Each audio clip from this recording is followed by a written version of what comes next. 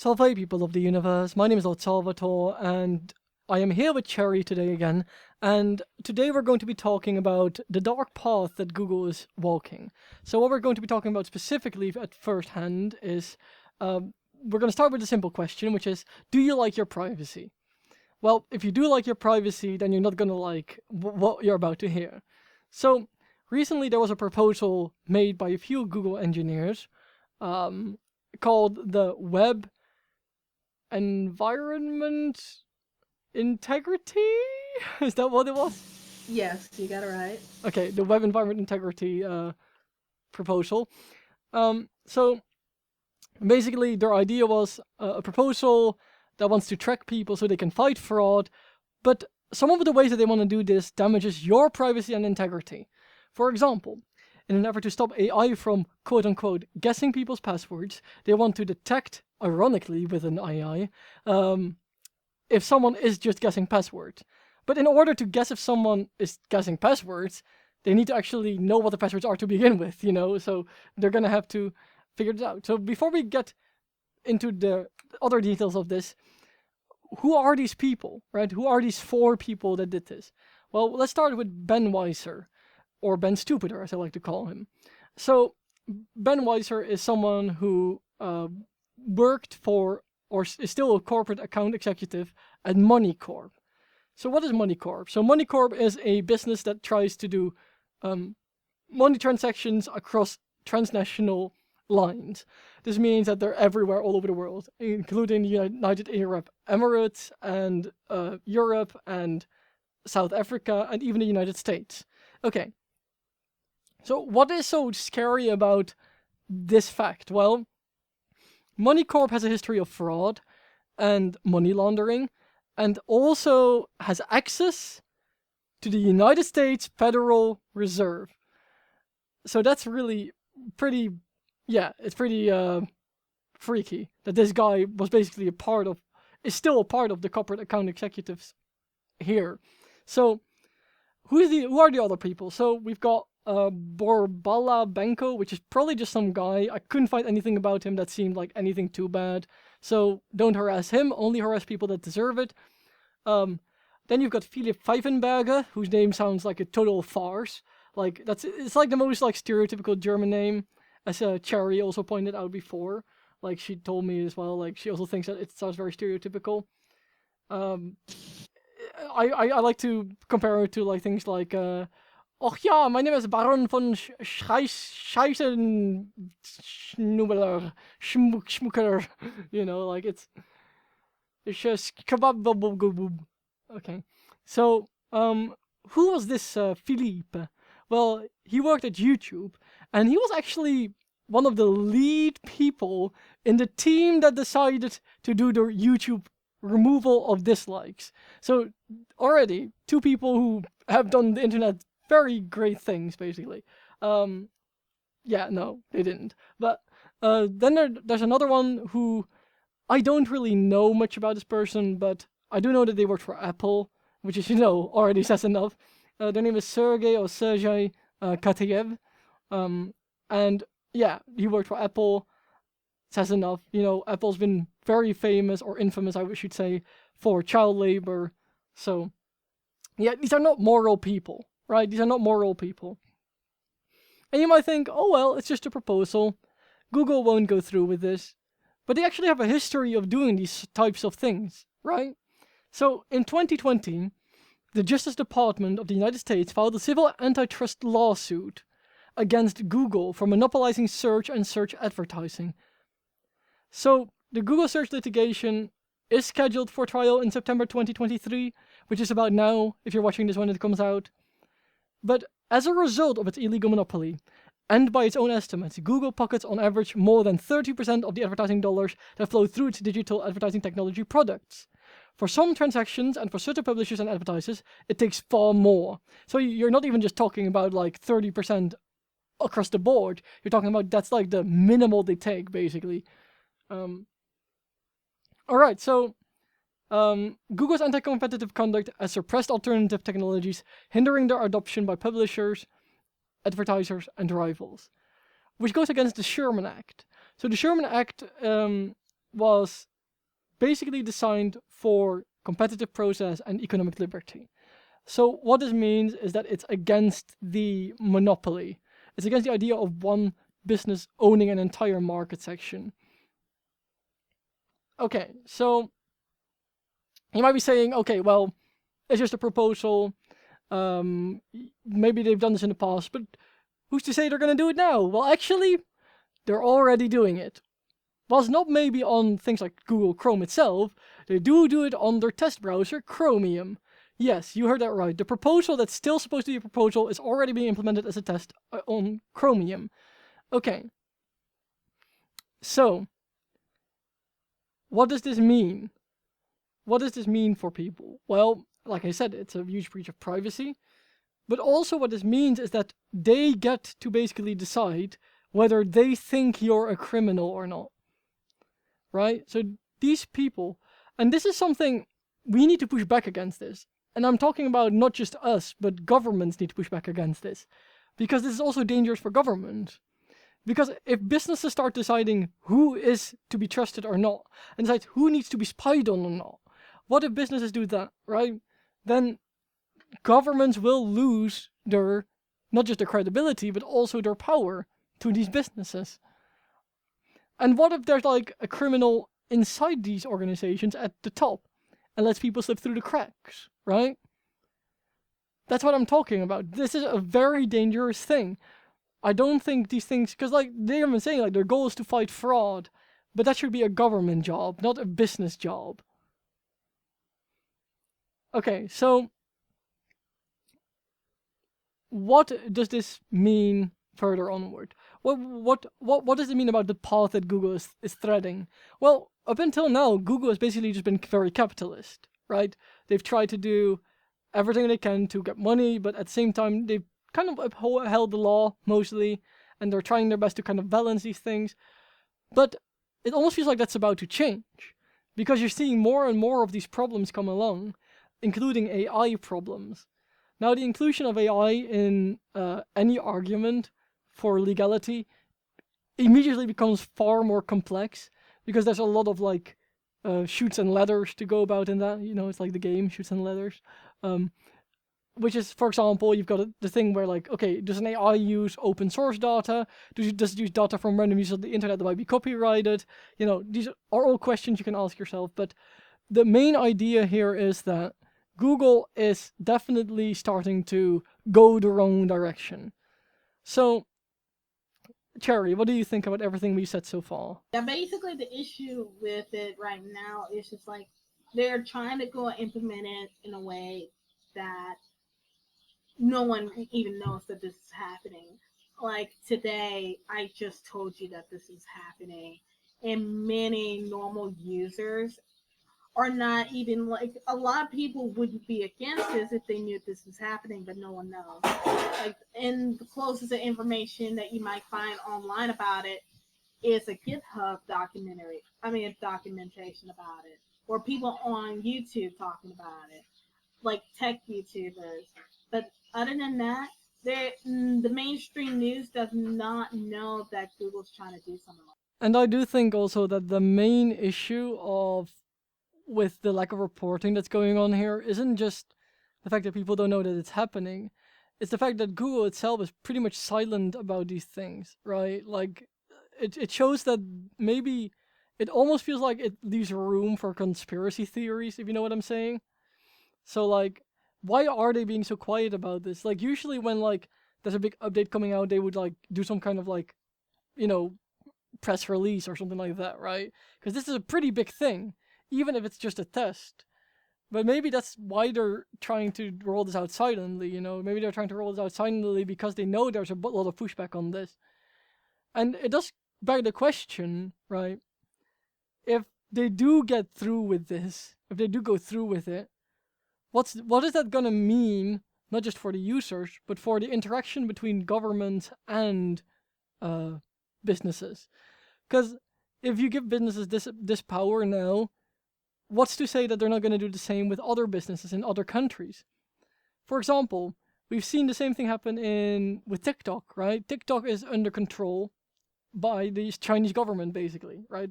Because the Chinese government controls ByteDance, which is the business behind TikTok. So that's why, I'm personally very much against TikTok because of that same reasoning, because I don't want those communist dictators in my stuff, And, a lot of people say, like, they're not communist dictators because, there's capitalism. But you can have a communist nation that has some capitalism just same way you can have a capitalist nation that has some social policies, right? Like, it's possible. It doesn't have to all be on one end of the aisle. But back to the main point, if we allow businesses to have control over things, then what is that going to mean for businesses from our businesses, like the Western businesses, in countries where governments are more, strict on things, and that want to do more? For example, they want to do more control of their users. Well, I'm very concerned about that, because what you've seen, for example, in the Russian-Ukraine war, and especially in Russia, is what we're going to talk about, is that some of the businesses there were basically evicted, and then a copy of that business was created, basically, and given to one of the oligarchs, one of the rich Russians, basically, to rule over. So you're going to ask yourself, is there a possibility that somehow other governments can take control of businesses, that we give power over our people, basically, people in the Western world? How is that going to, affect us? Right? I mean, we're already allowing it with TikTok, basically. We're already allowing way too much control by governments that have nothing to do with our countries, basically. So, what are your thoughts on that? I mean, it's very bad right now because it's like, because currently the way TikTok works is that it makes the search more and more personal. And what that usually does is that it removes outsider content. And with companies like Tencent, which is basically owned by the Chinese government, you basically have China basically personalizing your information to be whatever you want. And if we see that on TikTok and how well that works. Yeah, and I love how you mentioned Tencent, because the company Tencent Holdings, right? It's I've been keeping an eye on stocks for a very long time now. So Tencent Holdings actually has this really weird thing where every time it loses money, it somehow gets money again, and we all know where it's coming from, right? We all know where the money is coming from. Every time it loses like a certain amount of money, it gets a spike up to the exact same percentage, basically. And we all know that it's just the government, the Chinese government, just supplying it with more money to do more surveillance and more things. And that's the entire idea behind China's economic policy, right? So, like, I don't know if you are aware of this, but China is very well known for trying to get poor countries to get money from them, starting like infrastructure things and in exchange for land, for example, right?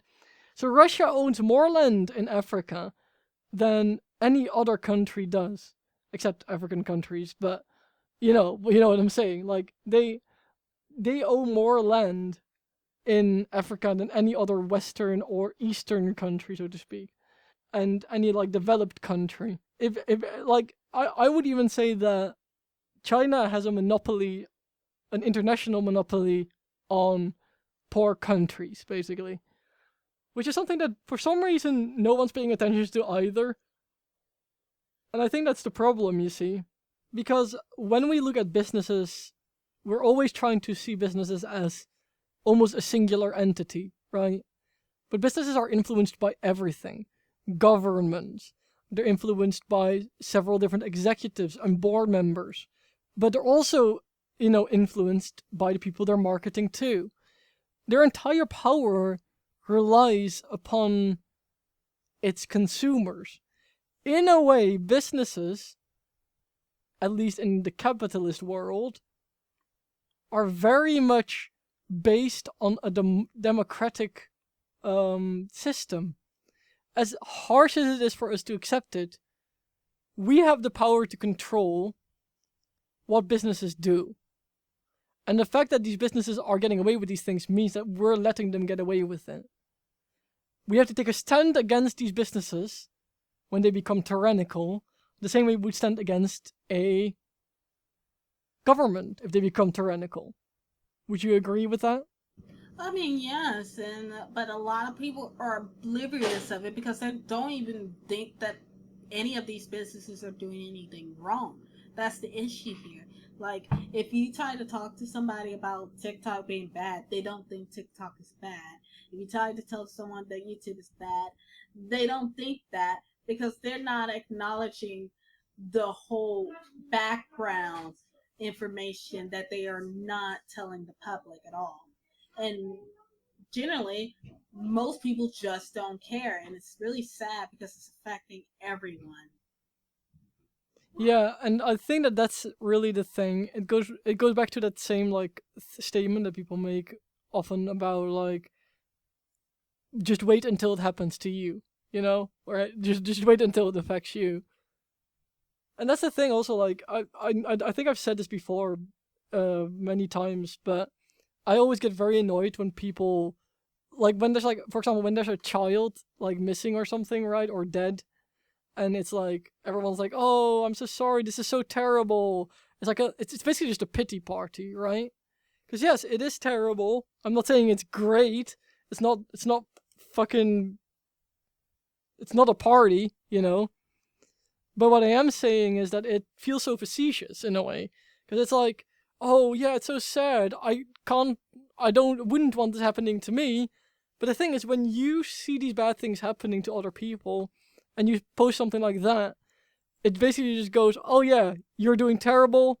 And these people see these comments, right, that go through these situations, and then basically just have to live on with it, right? They have to actually live with it.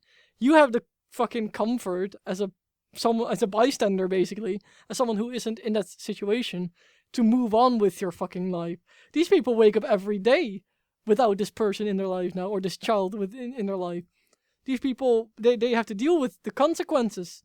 Some of these people end up killing themselves because they can't live with the grief and the loss and the pain. There's no... That's the thing. People, they will acknowledge that these things are bad, but would only do something about it if it actually happened to them. I think in a way that it shows that we're living in a very individualist society in the West, right? And that's something that's very dangerous. When you don't have community in the way that it's supposed to be, which is not just community of like a local town, I'm talking about community amongst all the peoples, right? So, for example, in my family, we have very strict rules about this, right? So, for example, if we ever like have random guests, right? If someone decides to come by to visit, we invite them to stay over for dinner, right? That might seem like a normal thing to some people, but some people might think that's like weird, But then it goes one step further. We are the kind of people, if someone is having a tough time or needs to be around someone, we invite them to stay over at our place, right? We are the kind of people, if we see like a homeless person sleeping outside in the cold, then we're going to invite them in. That's the kind of people we are, right? So that's our thing, and it's not a thing about virtue, right? It's doing the bare minimal. So don't ever tell me that I'm a great person for doing these things, because it's the bare fucking minimum that everyone should be able to do, right? If you have something that you can share with others, but you're not doing it because of selfishness, or because of what? Because you like quiet and privacy? Quietness and privacy are comfort. And I guess like some privacies, sure. Like, I get it if you don't want 20 homeless men watching you shower, right? That's completely reasonable. But to say like, oh, I have a spare room, with a bed, but this guy's sleeping on the ground outside, well, it's still my room, like that's just selfish at that point. I'm sorry to say it, but that's selfish, and you're going against society and against yourself in the end. Because what happens when you need help? So even for the selfish people, it doesn't make any sense to look away when bad things happen. Same with when we were talking about China earlier, right?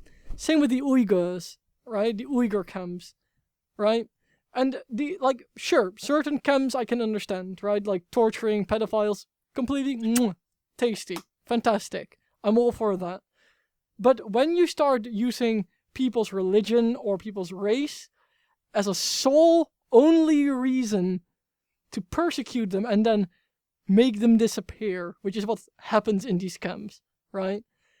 That's showing that things are really bad. So people are aware of this. But then they go on and say that, oh, well, if I was in World War II, I would do something about it. I would say I wouldn't be a Nazi. Well, you fucking would be, wouldn't you? Because you're still letting that happen. Being a Nazi meant being accepting of it, right? You're a Nazi. If you see a Nazi doing Nazi stuff, right, and you're okay with it, then you yourself are a Nazi. Yeah, I mean, like, a lot of the people, soldiers and stuff like that, did not want to do that to the German people. But guess what? They did it anyways. Yeah. I think that it's kind of like this thing. It might be hard to accept, but the only way to be true and virtuous is to be willing to sacrifice yourself for the greater good and to stand resolute, no matter if it means you fucking die, right? I would rather get shot in the head than to break any of my virtue, right? Break any of my rules. And you might think that that's crazy, but you have to understand, if you cannot be virtuous, if you don't have that integrity, then what are you? Who are you then, right? If you don't have like a system within you that tells you what is right or wrong, if you have no morality and only go for your basic instincts, then are you really a person, or are you no more or less than a speck of dust just floating around, reacting to the most minimal changes in the airflow? I'm just gonna say it. I don't think everyone deserves to be in that position to begin with. I don't think everyone deserves to be in a position of power to where they get to make decisions for others when they don't really want to, basically, right? My main problem with democracy is the same thing. A lot of people, they just go by who the most popular guy is. Who cares whether it's a Donald Trump or a Joe Biden? What are their fucking policies? And even if you don't agree with some policies, the problem is, when you make things so dichotomous, when you say it's one or the other, you're foregoing the middle ground, right? Like, there's no middle ground in American politics. And here in Europe, we have democracies that are failing because it doesn't matter who people vote for, because they're just going to be bonding with other parties anyway. So we have a multi-party system, right? So, Chairey, you might not know what that basically means, but Yeah, I don't. what it means is that multiple parties reign together. We call them a cabinet, is what we call them, basically, right? So they're kind of like a parliament. But a parliament can only basically exist if they want to work together. So you have several parties, but some parties don't want to work with other parties. So what ends up happening, the parties with the most votes that want to work together end up at the top. But what happened a few years ago is that one party got voted for most, or well, the most, secondary most, basically, had the second most to most thing, but didn't get into the government. So like a majority, like a big majority of people wanted them in there, but they didn't get in there because all the other smaller majorities were working together against them, basically. So that's going to say, is that really the kind of thing we want, where voting doesn't matter anymore? Is that what we want? No. And that's why I think that like democracy as in its current form needs to be gone anyway. And if you want to see more about like the Gemtocratic ideas of government, you can read our manifesto. There should be a link in the description for that. But yeah, back to the main point, which is businesses, countries, selfishness. These things all coincide in this story. The dark path of Google is one that a lot of businesses have walked. And we've seen this with TikTok, for example. And we might be headed the same way with Google if we don't watch out. Because who's to say not that it's going to be a reverse of that, where the business starts telling people what is right or wrong instead of the government. and they start controlling government aspects, right? That's the danger of capitalism. So whereas communism might create something like TikTok, capitalism could create something like Google in that same regard. The opposite but equally bad form. And just as with the other argument I made on the selfishness, the middle ground would be better than this dichotomous thinking. The middle ground where people can get from businesses what they need, but businesses do not hold the power, nor do they do everything that a government says. The middle ground is the way. Gemtocracy is the way. All I have to add to that is that people really need to start doing their damn research, because it's like a lot of this could easily be prevented if people actually cared enough to do that. Because this ain't something new. This document been made like 5 months ago. Yeah. No, exactly. And like the fact that I didn't even see anything about this, and I'm always in the loop with most things, right? So the fact that I didn't see this, like, that's a big deal to me, at least personally. I find that quite freaky, because I'm always looking for these sorts of things all the time. So yes, do your research. That also goes for anything I say here, right? Never take anything I say for granted either. I want everyone to be critical of me as well. I want any criticism, because if we don't criticize everything, then the truth will remain in the shadows. But that's all for now. Thank you all for watching this. Thank you all for joining us on this journey of the dark path of Google. And we will see you guys in our next podcast. Next time we'll be talking about addictions, and at some point we're going to be talking more in depth about AI. But for now, thank you all for watching. Subscribe, leave a like, comment what you'd like to see us talk about next as well. And all hail to the rebel.